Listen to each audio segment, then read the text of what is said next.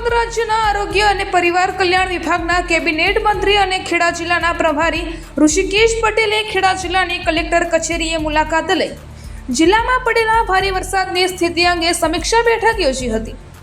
ત્યારબાદ વરસાદની પરિસ્થિતિને ધ્યાને લઈ આરોગ્ય, વીજળી, રસ્તા, મકાનોની સ્થિતિ અને ખેતી, પશુપાલન સહિતના જાતમાલને થયેલ નુકસાનની બાબતોની સર્વગ્રાહી સમીક્ષા કરી। સાથે વરસાદી પાણીના નિકાલની વ્યવસ્થા અને વરસાદ બાદ વીજ પુરવઠો ઝડપથી પૂર્વવત થાય તથા આરોગ્ય સંદર્ભમાં પાણીજન્ય રોગો ઊભા ન થાય અને અસરગ્રસ્ત વિસ્તારોમાં દવા છંટકાવની કામગીરી કરવાની સાથે પીવાના સ્વચ્છ પાણીની વ્યવસ્થા કરવાની સૂચના આપી હતી।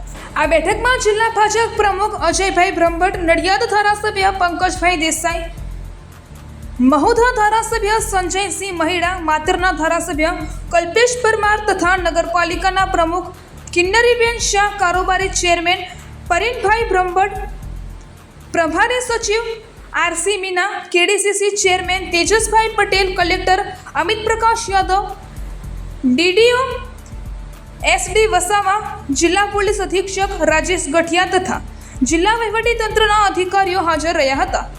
રિપોર્ટર ઉમંગ શર્મા। ખેડા જિલ્લાની અંદર જે પ્રકારે વરસાદના કારણે પરિસ્થિતિ ગંભીર થઈ છે, શું કહેશો આપની મુલાકાત?